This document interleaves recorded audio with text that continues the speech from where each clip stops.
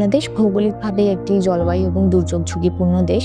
এই ক্লাইমেটিক যে ভালনারেবিলিটি গুলো আছে তার মধ্যে অন্যতম হচ্ছে অভ্যন্তরীণ অভিবাসন, এবং এই অভ্যন্তরীণ অভিবাসনে যারা আরো বেশি ঝুঁকিতে থাকেন তারা হচ্ছে মূলত নারীরাই।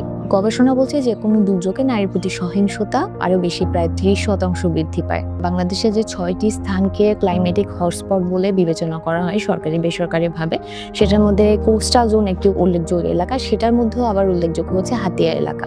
হাতিয়ার যে মূল ভূখণ্ড থেকে বিচ্ছিন্ন যে দুটি ইউনিয়ন আছে, চানন্দি এবং হরণি, বারবার নদী ভাঙনের শিকার যেসব কমিটি নারীরা যারা আছে তারা মূলত চানন্দি ইউনিয়নে একটি বড় আশ্রম প্রকল্পের মধ্যে থাকেন, বা এর বাইরেও যারা আছে বিভিন্ন খাস জমি, বন্দোবস্ত জমি কিংবা সরকারি আশ্রম প্রকল্প নানাভাবে সেখানে থাকেন।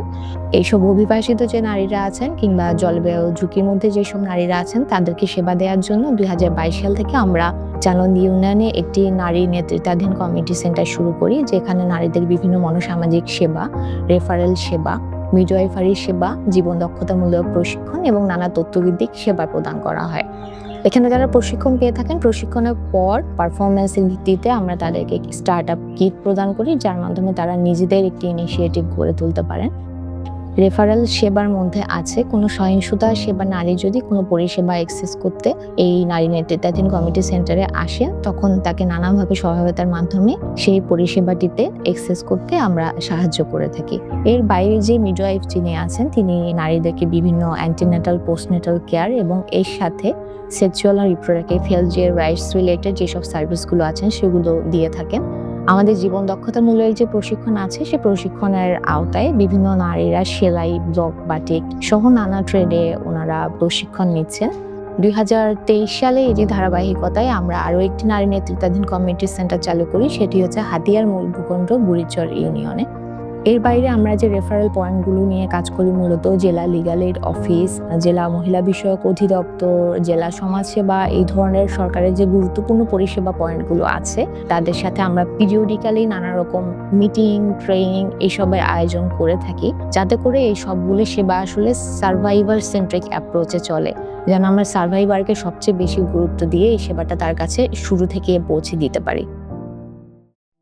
প্রাণের উদ্যোগে নোয়াখালীর দুর্যোগ কবলিত হাতিয়া উপজেলায় যে 2টি নারী নেতৃত্বাধীন কমিউনিটি সেন্টার রয়েছে তা নারীর আর্থসামাজিক জীবনের উন্নয়ন, জেন্ডার ভিত্তিক যে ভায়োলেন্স সেগুলি দূরীকরণে কাজ করে যাচ্ছে।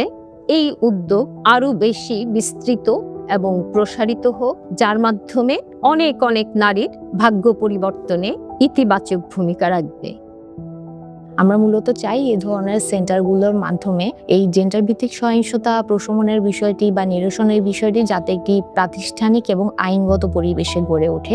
2025 সালে আমাদের টার্গেট ছিল 8,900 নারীকে সেবা দেয়া, আমরা সেটি অর্জন করতে পেরেছি, এবং আগামী দিনগুলোতে আমরা চাই যে স্থানীয় সরকার যারা আছেন বা প্রশাসনিক বিভিন্ন সরকারি বেসরকারি নানা অফিস প্রতিষ্ঠান সবাইকে সাথে নিয়ে আমরা একটি কাঠামো তৈরি করতে চাই, যার মাধ্যমে আমরা এই দুর্যোগ প্রবণ অঞ্চল কিংবা জলবায়ু ঝুঁকিতে থাকা অঞ্চলে যে নারীরা আছেন তাদের বিরুদ্ধে যে জেন্ডার ভিত্তিক সহিংসতার যে ঘটনাগুলো ঘটে সেটা যেন আমরা কমিয়ে নিয়ে আসতে পারি। যেভাবে দুর্যোগ বৃদ্ধি পাচ্ছে সেভাবেই আসলে এই নারী নেতৃত্বাধীন কমিউনিটি যে সেন্টার আছে এই ধরনের সেফ স্পেসগুলোর প্রয়োজনীয়তা আমাদের আরো অনেক বেশি। তো আমরা আশা করি আগামী যে দিনগুলো আছে সেই দিনগুলোতে আমরা আরো অনেক বেশি নারীদেরকে নিয়ে আমরা কাজ করতে পারবো, আরো অনেক বেশি মানুষ আমাদের সাথে এগিয়ে আসবেন কিভাবে আমরা একসাথে জেন্ডার বেসড ভায়োলেন্স প্রিভেনশনে আমরা কাজ করতে পারি।